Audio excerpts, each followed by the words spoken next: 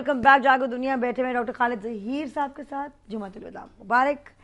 اور starting off with the questions.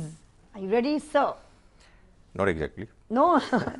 فضا شاہد لاہور سے پوچھتی ہیں کہ منت مانگنے کا کیا کانسیپٹ ہے اور اسلام اس کے بارے میں کیا بیان کرتا ہے؟ دیکھیں جی، دو تین چیزیں واضح ہیں. ایک تو یہ کہ منت جب بھی مانی جائے گی وہ اللہ تعالیٰ ہی کے حضور میں مانی جائے گی، کسی اور کے نام پر نہیں مانی جائے گی. دوسری چیز یہ ہے کہ اگرچہ کہ منت ماننا الاؤڈ ہے، لیکن بہتر یہ ہے کہ ہم صرف اللہ سے دعا کریں. اللہ تعالیٰ ہر ضرورت کا پورا کرنے والا ہے. تیسری چیز یہ ہے کہ منت اگر مانیں گے تو کسی ایسے کام کے کرنے کے لیے نہیں مانیں گے کہ جو ناجائز ہے، غلط ہے. اور last but not the least, جب آپ کسی چیز کی منت مانیں تو پھر اس کو پورا کریں. پورا کرنا لازم ہو جاتا ہے. اگر نہ کریں پھر نہ کریں تو پھر یہ دیکھا جائے گا کہ نہ کرنے کی وجہ کیا ہے. اگر فرض کیجئے کوئی ایسی واقعی مجبوری ہے کہ جس کی وجہ سے آپ اس کو پورا نہیں کر پا رہے، تو پھر حدیث میں یہ آتا ہے کہ آپ اس کا کفارہ ایسے ادا کریں گے کہ جیسے کسی قسم کے کھانے کے بعد آپ کو اس کے توڑنے کی ضرورت پیش آ جاتی ہے. اور وہ کفارہ یہ ہے کہ آپ پہلے 10 مسکینوں کو کھانا کھلائیں. وہ نہیں کر سکتے تو ان کو کپڑا پہنائیں. ظاہر ہے کہ اس وقت تو غلام کے آزاد کرنے کا موقع نہیں ہے، تو کھانا کھلائیں 10 مسکینوں. اور شعیب ظفر اکاڑا سے پوچھتے ہیں ڈاکٹر صاحب کہ فطرانے کے بارے میں تفصیل سے بتا دیں. دیکھیں، فطرانہ اصل میں مسلمانوں کی جانب سے، کھاتے پیتے مسلمانوں کی جانب سے اس بات کا اظہار ہے کہ وہ اپنے غریب بہن بھائیوں کو بھی عید کی خوشیوں میں شریک کر رہے ہیں. اور اس میں بنیادی تصور یہ نظر آتا ہے کہ عید کے روز کم سے کم ایک کھانا ہم اپنے کسی بہن یا بھائی کو پیش کریں. ظاہر ہے کہ وہ اس طرح سے ہم سرو نہیں کر سکتے، تو پھر اس کی ایک ویلیو ہے کہ جو مقرر کر دی جاتی ہے. آپ نے یہ دیکھا ہوگا کہ اس کی ویلیوز میں بڑا فرق بھی ہے. وجہ یہ ہے کہ it all depends on who you are. آپ زیادہ افورڈ کر سکتے ہیں تو زیادہ دیں، آپ زیادہ افورڈ نہیں کر سکتے تو جو کم ویلیو کا فطرانہ ہے اس کو آپ ادا کریں. لیکن بنیادی طور پر ایک لازمی ایک پیمنٹ ہے کہ جو بہتر یہ ہے کہ آپ عید کے روز سے بہت پہلے دے دیں تاکہ وہ مستحق لوگوں کے پاس پہنچ جائے اور وہ بھی آپ کی طرح عید کی خوشیوں میں شریک ہوں. سویہ حیدر لاہور سے پوچھتی ہیں نادیہ عید آنے میں بہت کم وقت رہ گیا ہے، آپ نے عید کی شاپنگ کمپلیٹ کر لی؟ چوڑیاں نہیں خریدی میں نے، نہیں اس بار میں نے چوڑیوں کی شاپنگ ابھی کرنی ہے. آپ کرتے ہیں عید پہ جا کے جوڑے بنوائے ہیں آپ نے؟ تھینکفلی یہ مجھ سے سوال نہیں ہے. لیکن ہیو یو جوڑا تو کچھ سے بنایا ہوگا آپ نے؟ دیکھیں وہ اب آپ پوچھ رہی ہیں تو میں جو کام کرتا ہوں اس میں لوگ بڑی مہربانی کرتے ہیں، مجھے جوڑے دے دیتے ہیں. کون سے کلر کا جوڑا ہے آپ کا ڈاکٹر صاحب؟ واٹ آئی ریمبر از، میرا خیال ہے اس میں نیلی اسٹرائپس ہیں. ہاں نیلی اسٹرائپس. نیلی اسٹرائپس میں نے علی کے لیے براؤن کڑھائی لی ہے. I am big on Eid and I am big on فضول خرچی ایسپیکٹ آف اٹ. تو واستفار. سلام جاگو دنیا. نادیہ مجھے جاگو دنیا بہت پسند ہے، اس میں ہر موقع کی مناسبت سے گیسٹس کو انوائٹ کیا جاتا ہے. Farah Nadeem from Lahore. Thank you Farah Nadeem from Lahore. Suhaib Malik Peshawar سے کہتے ہیں نادیہ آپ جاگو دنیا کے ذریعے دینی اور دنیاوی دونوں خدمات بہت اچھی طرح سے سر انجام دے رہی ہیں.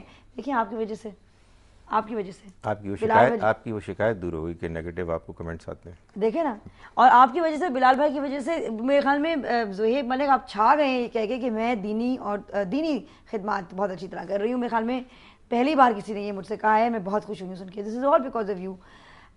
خالد ظہیر صاحب اور نادیہ السلام علیکم. وعلیکم السلام. فواد، سلمان اور شاہد، اور کہاں سے ہمیں پتہ نہیں.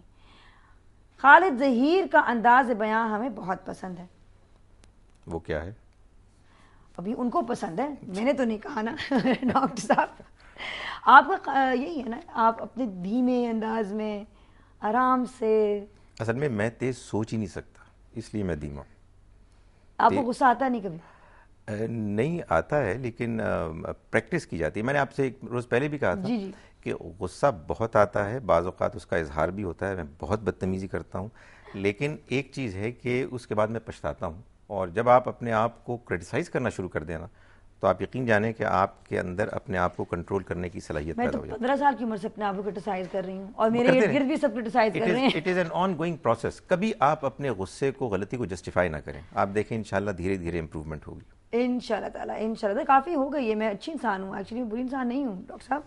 لیکن بہرحال کوائٹ ایگری ود یہ ہم بات بعد میں کریں گے. اگلا سوال ہمارا ہے، کیا ممکن ہے کہ معاشرہ کسی ایسے عالم کو قبول کر لے جو اپنا تعلق کسی بھی فرقے سے ظاہر نہ کرے اور تمام اماموں کو اپنا امام سمجھے. کیا بات ہے، اٹس اے ڈریم. اگر ایسا ہو جائے، ایسا ہونا چاہیے. میرا خیال ہے کہ انشاءاللہ ابھی آپ ایک انقلاب کی بات کر رہی تھی، میں ایک دوسرا انقلاب پروڈکٹ کر رہا ہوں کہ ایسا ہوگا انشاءاللہ، ان قریب ہوگا. اس لیے کہ میرا خیال ہے کہ مسلمان اب فیڈ اپ ہو گئے اس چیز سے کہ فرقہ واریت اتنی بڑھ گئی ہے، مذہب کے نام پر نفرتیں ہیں، ایک دوسرے کو قتل کرتے ہیں. تو آپ سوچئے کہ لوگ یہ اعلان کرتے ہیں کہ ہم نے فلاں فرقے کے لوگوں کو قتل کیا اور ہم اعلان کر رہے ہیں اور we are proud of it. میرا یہ خیال ہے کہ انشاءاللہ ان قریب پاکستان کی عوام اس بات پر بہت آمادہ ہو جائیں گے کہ ہمیں کسی ایک فرقے سے وابستگی نہیں چاہیے. ہمیں وہ علماء چاہیے جو اپنے آپ کو صرف مسلمان کہتے ہیں اور اسی پر وہ فخر کرتے ہیں انشاءاللہ. لیکن یہ کیسے ہوگا؟ یہ ایسے ہوگا کہ ایسے علماء انشاءاللہ پیدا ہونے شروع ہو جائیں گے. وہ لوگوں کو یہ بتائیں گے کہ فرقہ واریت کتنی بری چیز ہے. کسی ایک نقطہ نظر سے وابستہ رہ کے اسی کے اندر، اسی کے کھونٹے میں بند رہنے کا مطلب یہ ہے کہ آپ دوسری بات پر غور ہی نہیں کر رہے. یہ دین میں ناجائز ہے.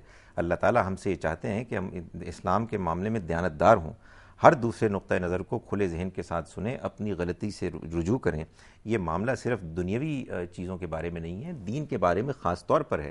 ہمیں حق پسند ہونا ہے. جب نادیہ آپ حق پسند ہوں گی تو یہ ہو نہیں سکتا کہ آپ یہ کہیں کہ میرا تعلق اس گروہ سے ہے، اس سے باہر میں کسی بات کو سننے اور ماننے کے لیے تیار نہیں ہوں. تو انشاءاللہ جب یہ بات عام ہوگی، مقبول ہوگی، تو لوگ بھی مطالبہ کریں گے کہ ایسے ہی علماء پیدا ہوں اور ہمیں گائیڈ کریں، اور انشاءاللہ وہ پھر دیکھیں گے کیسے لوگ. جب میرے بیٹے راکے کو قرآن شریف پڑھانے کے لیے ایک مولوی صاحب آتے تھے اور اب وہ سوات چلے گئے ہیں، لیکن بہت اچھے تھے اور بہت پیار سے پڑھاتے تھے. مجھے یہی ڈر تھا، میرے مولوی صاحب مجھے بہت مارتے تھے کہ کہیں راکے کو کوئی مارے نہ. میرے مولوی صاحب ایک گال سے مجھے پکڑتے تھے اور دوسرے گال سے مارتے تھے. اور بہرحال یہ مولوی صاحب بہت اچھے تھے. لیکن ایک دن میں نے دیکھا وہ راکے کو نماز سکھا رہے ہیں تو انہوں نے ایک پتھر رکھا ہوا تھا جا نماز پہ. تو میں نے ان سے پوچھا، میں ذرا پریشان ہو گئی، آئی ڈڈنٹ ریئلائز کہ کچھ لوگ کرتے ہیں ایسے.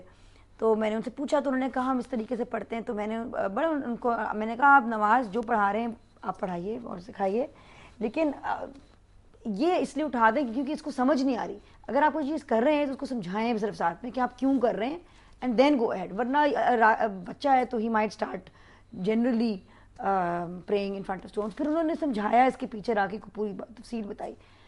جب اگلے قاری صاحب آئے کیونکہ یہ چلے گئے سوات، وہ نماز مختلف طریقے سے پڑھاتے تھے. اینڈ مجھے راکے نے، مجھے یاد ہے جب پوچھا کہ 2 مختلف قسم کی مجھے نماز سکھائی گئی ہیں، پھر اور میں نے خود کہا میں I really don't have the answer. Ghamidi صاحب نے پھر اپنے پچھلے پروگرام میں ہمیں یہ بات سمجھائی کہ نماز کے جو اصول ہیں، جو which are the main guidelines. اور پھر میں نے مطلب جسٹ فیو ڈیز کو اپنے بیٹے کو وہی بات سمجھائی. تو میں اب کہنا چاہ رہی تھی کہ connecting to what you were seeing. جی میں آپ کو ہے میرے پاس وقت ایک واقعہ سنانے کا کہ جو میرے ساتھ آج ہی ہوا. بریک کے بعد ہم واقعہ سنیں گے جو ڈاکٹر خالد ظہیر صاحب کے ساتھ آج ہی ہوا.